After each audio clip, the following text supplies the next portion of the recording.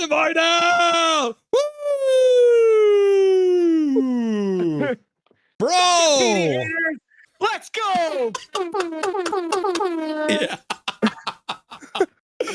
Oh my gosh. That's wild. Holy, he looks back. Oh, he's that back. Third period, Petey, and third period and overtime looked like Petey. That's the Petey we need every game. Bring it like that every night. I hate that we won in a shootout and gave Calgary a point, but we won. And we won in a shootout, which we don't do very often, and we controlled all of overtime. Like, we gutted out this win. We came back. We finally got a win after being down going into the third period. Oh, Petey could have just saved the damn season. He gets an assist. He gets a goal. I wonder how many people are going to poop on him tomorrow because, only one of those points was, during the regulation play with 5-on-5, but, whatever. Yeah, and I didn't jump into the scrum, and I didn't do this. And, just, be happy. Be happy, people. And beautiful move in overtime, too, right? Oh, yeah. And, Besser almost won it, too. Rang it hard off the post. That was loud. Swerving Irvin, donating $2.79. Change that jersey, Dusty. You don't like the Abbotsford Canucks jersey? What do you mean? Come on. Bro, that's a sick jersey. Swerving Irvin. We're supporting our Abbey Canucks too in their playoff race. I disagree with your perspective on that. We got both. We got the big club up here, and we got the baby club down here. Oh my gosh. First time this entire season, the Canucks were the only team in the entire NHL that didn't have a win after trailing in the third period. This is the first time they've done that. That's got to be huge for the morale for this team. Absolutely. Absolutely. And it was the guy who needed to do it that did it. Started the play, the cycle back to Mancini, a nice quick shot through Höglander with a tip, so Wolf can't handle the rebound. Petey's Johnny on the spot, buries it, yawning cage there. And then, just came at them hard in overtime there. They got their little set play with Hughes a couple times where they force a quick 2-on-1 from the blue line in, where we have our player kind of coming back and tagging up, and you can see our puck carrier times it with that player tagging up to cross the blue line at the same time, and it catches the other team off guard. They caught Calgary with it twice, and it's unfortunate that they didn't connect for the goal there, but still getting the win in overtime. Pettersson with a very confident move in the shootout there. Wolf throws solid. Yeah. Didn't even move. How often do you never see that? The goalies always end up in 5 on their knees, right? Like in butterfly. Yeah. He didn't even get the chance to get the butterfly. No, that was how fooled he was by that move by Pettersson. And then a really good move by Garland there to seal the deal. Lankinen with some huge saves. Gutsy win for this team. It's frustrating because I'm still frustrated with Tocchet, but I'm really happy that the boys worked as hard as they did to get this win, because it's on the guys tonight. The guys worked hard to get this. Pettersson, Hughes, it helps having Hughes back. You can see how much he helped in the third period in those important shifts down the stretch. And then also in overtime. He controls those zone entries and the set plays. He's the key piece to Calgary not having a single shot on net in overtime. The crazy thing is now, if you look at the standings, the Canucks and Calgary Flames are tied with 71 points. Obviously, Calgary's played one fewer game, so they have the last wild card spot. But that is the 11th overtime or shootout loss for the Calgary Flames this season, tying them with the Canucks. So let's just say Calgary loses their next game. All of a sudden, the Canucks and Calgary are tied. But like we talked about before, the Canucks needed to win in regulation, like you said in chat earlier, too. So now the tiebreak between these two teams is going to be wild. Yeah, because they're 31st and 32nd goals for. So it's I don't even know what it's going to go to for these guys. But let's just hope it doesn't come down to that. Let's hope that we don't have to be watching that game on April 17th when the Flames meet the Kings for that makeup game. Because we could be sitting there with tied in the wild card, hoping for a Flames regulation loss in that game. So we'll see what happens when the time comes. But all we can do now is build on this win, get into this weekend. Hopefully, we can get a couple of our defensemen back more healthy. Maybe Myers will be good to go by the weekend. Hopefully, Forbert isn't anything serious, just a stinger in the palm. Curious to see what happens with DPD there. Head was clearly targeted by Zeri. I would hope that maybe some supplemental discipline is coming for him tomorrow. Pretty clear replay of that direct target to the head. Should have been more than a 2-minute penalty, in my opinion, after looking at the replay, but that will be up to the Department of Player Safety to determine when they look at the highlights from this game. Speaking of that call, how did you feel about the refs tonight? Because it felt very much like a playoff game. They like I said, the whistle's out, they put it in their pockets. There was a couple things on either side that could have gone either way. But it seemed like they were just like, all right, boys, it's on you now. You just get out there. As long as you're not chopping a man down on a scoring chance, you're not going to get called for anything right now. Yeah, it felt like they called the penalties that they needed to call at the times that they needed to be called. Looked in the second period like they were maybe going to let it get a little out of hand, and then they called one to kind of settle everything down. But yeah, like the third period there in the last 10 minutes, there was a couple that were pretty blatantly obvious penalties against the Canucks that the Flames got away with, and then a couple of the Canucks got away with as well. A couple of slashes that would have been called earlier in the season, but when games are this important, it's nice to see the refs let the game play out. Anything egregious or that led to a direct scoring attempt, I'm quite certain these two refs would have called it if they needed to, but a really good job by them. A nice balanced game. Canucks had 4 chances on the power play. Calgary had 3. Yeah, real tough game, but good gutsy, good on the boys for gutting out the 2 points here. I mean, just looking at the third period in the overtime, like the Canucks had 7 shots in the first, 5 shots in the second. In the third period, they had 17 shots to 4 for Calgary. Like Calgary went 12-7-4. So as the game went on, they got fewer and fewer chances. They didn't even get a shot in overtime. And if you look at the possession numbers in overtime, the Canucks had to have had it for like 4 minutes and 45 seconds. Like maybe the Calgary won the first faceoff and then they lost it and they never got it back. Yeah, they kind of took their shot for the one chance, missed the net, and after that, it was all Canucks.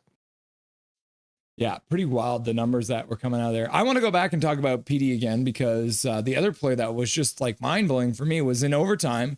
He took the puck away from somebody with no stick. Yeah, and made a really nice play with his foot to DeBrusk to not take a glove pass there. Yeah, absolutely craziness. Yeah, no, he looks much more confident, poised. He's playing on instinct again and less thinking. Let's go and do the 3 stars because it was Calgary broadcast tonight. So you go ahead and you tell me who you think they put as our 3 stars. Oh, well, I mean, number 1 star is going to be Jonathan Huberdeau because of a shorthanded goal and a power play goal. And it's Kelly Hrudey picking them probably. So then let me see. Who else got multiple points here for... If they didn't give it to Dustin Wolf, they gave it to Nazem Kadri. Mm-hmm. And then...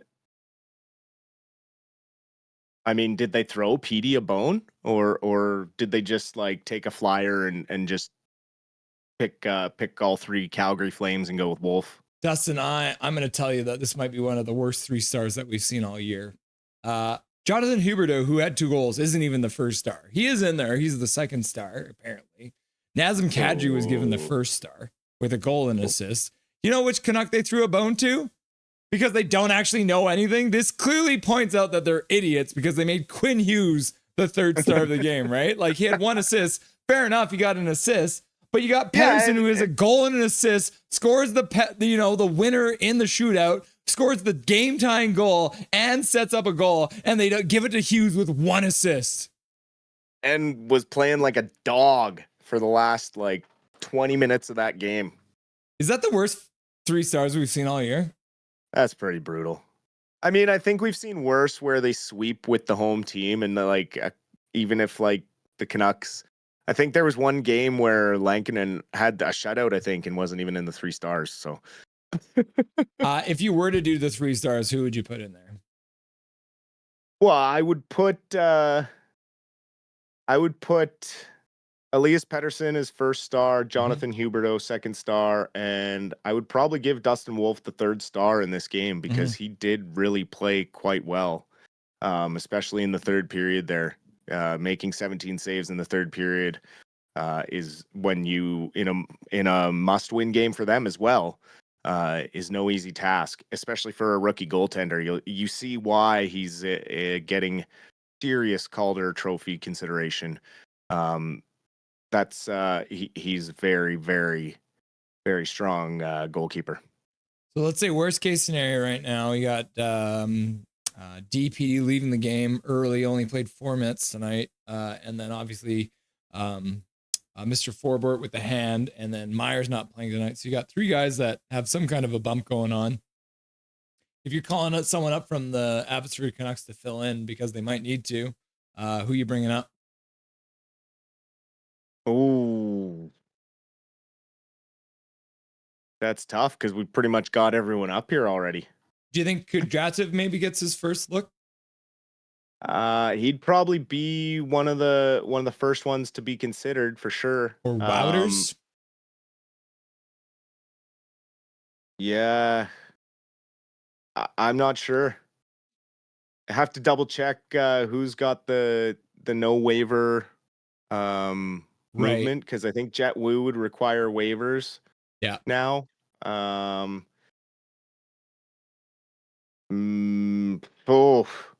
mean, maybe Guillaume Brisebois gets called up on emergency. Yeah. I mean, luckily enough, they do have a couple reliable, days off. A reliable veteran guy that he knows the coaching staff up here. So yeah, if they really need reinforcements, I'd probably expect some sort of move to get Brisebois up with the big club again. And Skytrain Elfman is in chat, and I just got to do this right now. Connor Garland. You love to see it, winning it in the shootout. Good move by Connor too. And as usual, the man is all over the place. Mm-hmm. Did you see the numbers for Quinn Hughes and Hronik's time on ice tonight? Weren't they sheltering Hughes? Quinn Hughes played 29:48. Yeah. And Hronik played 28:07. Which, I mean, at the end of the day, Pettersson did leave the game very early. But Derek Forbort only played 14 minutes, probably not 100%. But I think you did see Mancini get a little bit of extra time as a result, which I think he handled pretty well. Absolutely. Does a good job on the boards with his body and the way he takes guys out. And then he's not afraid to jump up with the rush, and he does it smart. He doesn't overcommit. If the play breaks down, he's right back to his position on the point or getting back to make sure there's not an odd man rush going the other way. But good puck moving skills, a very smooth skater for a big body. So seeing a lot of upside there. It might have been a sneaky steal there in that trade. Let's leave the Abbey Canucks for the next game just because they haven't finished up their game. So we can we'll update what happened with the Abbey Canucks tonight because they did start at 7 tonight instead of 6 like we did because we were playing out in Calgary. Mm-hmm. The other one I wanted to point out too was obviously Alman only got 950 tonight. Do you think he gets bumped back out of the lineup and Lekkerimäki comes back in, or due to the win, do you think Tocchet only slightly shuffles the lineup? I think he's got to come back out. I like Lekkerimäki in because he's right-handed shot, and when you put Oman in, you're adding another left-handed shot in, and you're putting in a guy who's playing center most of the season down with the baby Canucks, and then you're putting him in there, asking him to play the wing, which isn't his natural position. So I just think that that might have been part of it tonight. Swerve and Irvin donating $6.99 to ask Dusty a question. What is your realistic expectation of Willander if he gets airdropped in? Oof. Realistically, pushing maybe for that 4 role. Second line right hand side. He is 20 years old. He's not like a young guy. He's had a couple years in NCAA, so he is an experienced player. Honestly, yeah, he could even end up being a right hand side guy for Hughes. But then you're sacrificing a bit of size, but it's 2 very smart players. But you get I'd rather see him on a second pairing. Then you kind of get a 1-2 punch of 2 very, very skilled puck moving defensemen that are also able to shut things down in their own end. He's listed at 6 foot, 179 pounds. So not a huge guy, but not small, but probably, like you said, 20 years old. Not super young, but probably has still a couple more pounds to put on him as well. Probably end up playing a little bit heavier than that.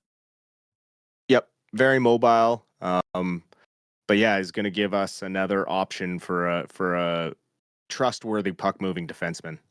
I mean, a lot of upside. He could be a number 2 defenseman on this team. It just all depends on how his game translates to the NHL level. Well, it's interesting Has too, all the tools. Because with what came out after the trade deadline, Willander was one of the ones that people were asking for, and the Canucks were like, "Nope, we are not going to give him to you." Yeah, and even going as far as they were asking for Sawyer Mignot, who's really flown back onto the radar since his trade to the Calgary Hitmen. Really incredible skater with great hands. Yeah, Tom Willander down in Boston University this season. He's played 33 games and he's got 21 points so far, and he's a plus 16. So some really good numbers. 19 assists, so he's kind of pulling a Quinn Hughes down there. But he's not as much of a goal scorer this season. But he definitely knows how to draw people to him and then set up his teammates. So that's something you could look forward to, Mr. Swerve and Irvin. Yeah, very similar makeup to Quinn Hughes, but a little extra size. Yeah, just a bit bigger. Bit taller, yep. I heard a little bit of conversation in chat tonight about the pushback from the Canucks when Quinn Hughes got targeted by that piece of garbage Lameberg. Were you upset with the lack of pushback, or was it fine? The ref was pretty much in there right away. That one's a tough one because if someone's going to take a stupid penalty in a game that is like this, you have to be the disciplined team and take the power play. This is a must-win game, and you really, as much as you want to kind of get in there, the ref was in there. Hughes was kind of like, yeah, I got it. Like, get off of me. Yeah. And, Hughes is pretty good at standing up for himself if he needs to. It wasn't like a dog pile or anyone taking too many liberties. So I do like the team kind of taking the power play on that one. Again, we haven't seen great pushback when guys get hit. Like what happened to DPD tonight, I would have liked to have seen a little more. But I mean, Pettersson did get in there and jump on a guy and pull him out of the pile. And it's just, it all depends on who's on the ice sometimes. Just when your offensive guys are getting going, do you want them involved in a scrum and dislocating a finger, grabbing a guy, not even really fighting, just grabbing onto him? Like, anything can happen, right? So these are just such important games. It's tough. It's tough on that one because there are going to be moments where you need the emotion and you need to get in there. But, Sherwood was there if anything went seriously wrong. So we'll see. These are important games, so it's tough. Everyone's on edge and everyone's trying to do the right things right now. I wanted to ask you about Marcus Pettersson because I feel like his last 3 games, he seemed like he's a little out of sorts. And you mentioned tonight, obviously he's playing his off wing. Is it a little concerning? Or do you think the A maybe put a little extra pressure on him? He felt it, or is it anything else that I can't even think about? I think it's just a little bit of growing pains. When you move to another team as a defenseman, you're a little more exposed than a forward who goes into a new team. As a forward, you have two guys out there on your line supporting you. As a defenseman, there's you and your partner. And if you make the mistake, it's pretty obvious when that happens. And I think him and Myers aren't probably the best fit for each other, which we saw last night. They kind of got victimized badly by the speed of the Canadians. And they're two older guys that don't have a ton of foot speed, so that makes sense. And then tonight, playing his offside looked a little uncomfortable. Playing with a rookie guy out there who he's probably trying to mentally do too much to support when he maybe doesn't need to, because he doesn't know the kid's game as well, and so he thinks he has to do more because as a young guy and I got to do this extra stuff, but really that young guy is perfectly capable, but there's still all those thoughts that go through your head, and sometimes that leads to you not making the right choices because you're overthinking it. That's one of those things. If you're thinking in the moment, you want to get to a point where you have just the muscle memory to react, right? And with the shuffling lines, that's been difficult for these guys to get in on.